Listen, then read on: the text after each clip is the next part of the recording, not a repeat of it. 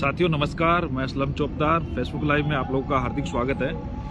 और लगभग 7 बज चुके हैं शाम के, और इस समय हम हैं शहीद स्मारक पे।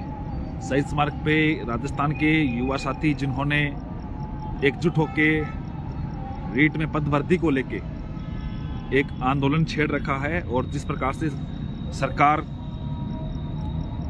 ने आज जो महंगाई बचाओ नाम से एक जो रैली की है, सभा की है, उसका भी असर मिला है दोनों तरफ से। युवा राजस्थान का हर जगह से निकल के आया है, और आज भी मैं शहीद स्मारक पे बैठा हूँ। कई प्रकार की बातें निकल के आई, कई प्रकार के युवा साथियों ने अलग अलग बातें मनगढ़ंत तरीके से पेश करने की कोशिश की।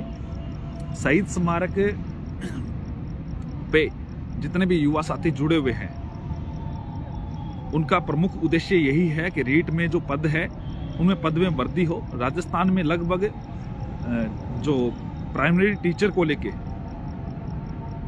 लगभग 90,000 से अधिक पद खाली है, और इस सरकार ने लगभग 2 साल से भी अधिक समय हो चुका है। 24 दिसंबर 2019 को कोविड से पहले रीट के एग्जाम को लेके घोषणा की गई थी 31,000 पदों पे। समय निकलता गया, 6 बार एग्जाम कैंसिल हुए, और उसके बाद में पदों की वृद्धि जो की त्यों पड़ी रही। अब सबसे बड़ी बात यह है कि राजस्थान का युवा साथी घर पे बैठे बैठे पद वृद्धि की मांग चाहता है। हर बार ये चाहता है कि वो चीज हो, वो हो। हम सारे शहीद स्मारक पे अभी शहीद स्मारक से हैं। दोस्तों, मैं जो कहना चाह रहा हूँ उस बात को समझे कि पद वृद्धि को लेकर राज्य सरकार के खिलाफ जिस प्रकार से युवा एकजुट हुए हैं, वो एकजुट की सभी को आवश्यकता है। कई प्रकार की बातें आती है, जैसे इन वक्त पे जब आंदोलन चरम पे था तो आंदोलन को स्थगित करने की कई बातें आई, कई और बातें निकल के आई। लेकिन राजस्थान का तमाम युवा यही चाहता है कि पदवृद्धि हो। पदवृद्धि के लिए आप सभी को एकजुट होना पड़ेगा, एक साथ आना पड़ेगा। बहुत प्रकार की बातें आज भी निकल के आई। कई लोगों ने ये कहा कि बीएड बीएसटीसी प्रकरण को लेकर असलम चौपदार ने इस मैटर को घसीटा है।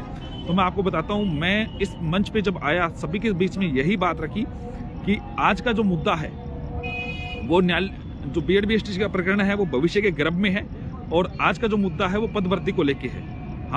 मैं रात को लगभग खुद 375 किलोमीटर की ड्राइव करके पहुंचा आप लोगों के बीच में। आप लोगों की जो डिमांड थी उसके हिसाब से ईरा जी पहुंचे, और कई प्रकार के लोगों को ये हजम नहीं हो रहा था। उन लोगों को जिन्होंने कल ये तक घोषणा कर दी थी एग्जाम्स, ये जो आंदोलन है वो स्थगित हो गया, और कई प्रकार के इन्होंने कहा कि आप बीएसटीसी के मुद्दों को लेकर लड़ रहे थे। लेकिन बीएड के जितने भी साथी थे उन्होंने स्पष्ट तौर से कहा, जब हम बीएसटीसी के साथियों के नेतृत्व में हम इस मुद्दों को लड़ रहे थे तो हमें कोई आपत्ति नहीं थी।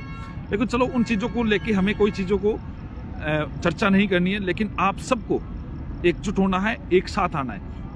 शहीद स्मारक पे अभी भी कुछ लोग बैठे हैं, अपनी मेहनत के हिसाब से कार्य भी कर रहे हैं। सभी लोग इस ठंड में भी घर से बाहर निकले हुए हैं, घर के हिसाब से काम कर रहे हैं। तो आप सभी लोग एकजुट होइए, शहीद स्मारक पे पहुंचे, और अपनी मांगों को मनवाने के लिए सरकार को, देखो, अगर इतनी आसानी से आज़ादी मिल जाती तो फिर इतना लड़ना नहीं पड़ता, संघर्ष नहीं करना पड़ता 1947 से पहले। तो लेकिन अब जो वर्तमान के संदर्भ में आप सभी लोग इस बात को ध्यान रखना कि आपको आना पड़ेगा, एकजुट होना पड़ेगा।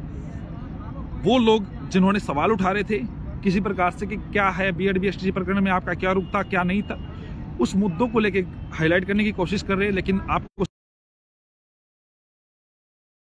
थे वो वर्तमान में मौजूद नहीं है।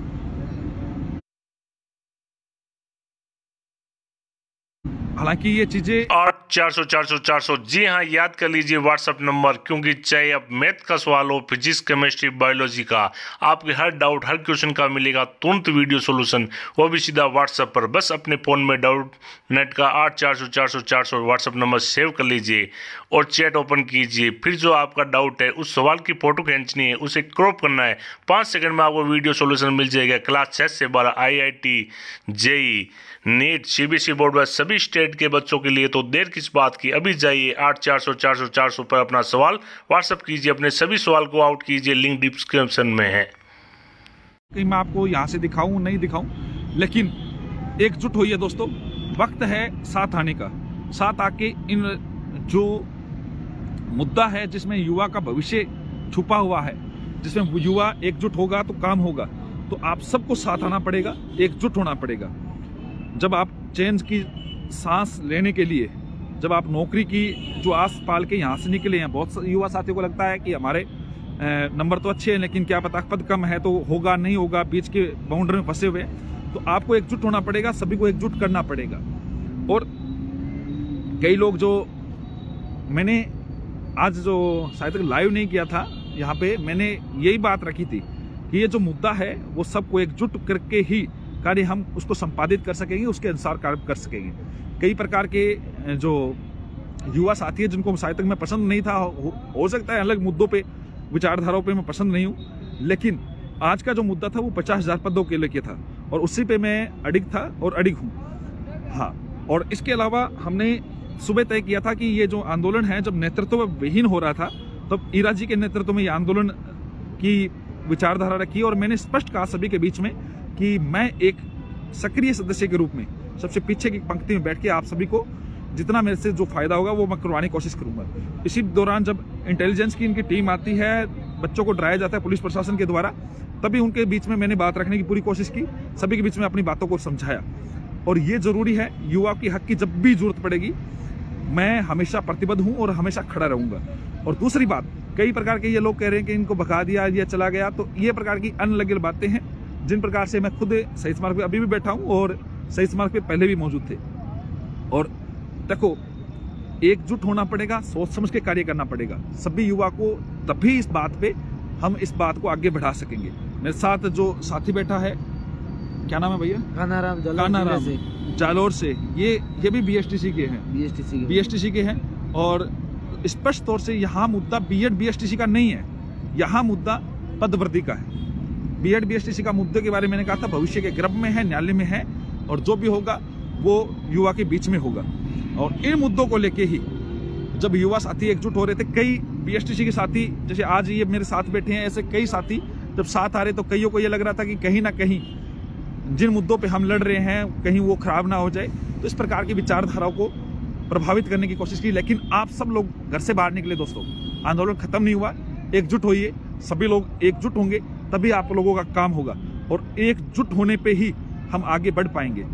हर जिले से घर से बाहर निकले, इस बात को रखे, जब आप 17 तारीख को कांग्रेस अपना तीसरा साल बना रही है, तीसरी वर्षगांठ बना रही है, ये बहुत महत्वपूर्ण बात है, ध्यान देने योग्य बात है। 17 तारीख को कांग्रेस तीसरी वर्षगांठ बना रही है, आज तारीख 12 हुई है, 5 दिन है, दिखा दीजिए ताकत, एकजुट हो जाइए और यहाँ पे सिर्फ रीट के पदों की वृद्धि की बात करें और साथ में एकजुट होंगे तो रियल में निश्चित तौर पे आप सफल होंगे।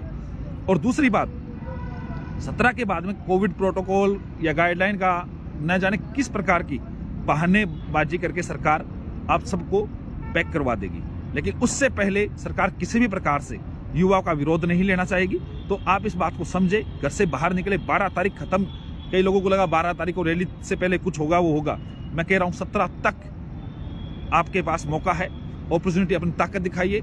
जो भी चीजें हैं उन चीजों को, जो विरोध है, जो आपका किसी प्रकार से वैचारिक मतभेद है, उन सबको बाहर रखे, साइड करें, एकजुट होकर काम करें और निश्चित तौर पे युवा सफल होगा।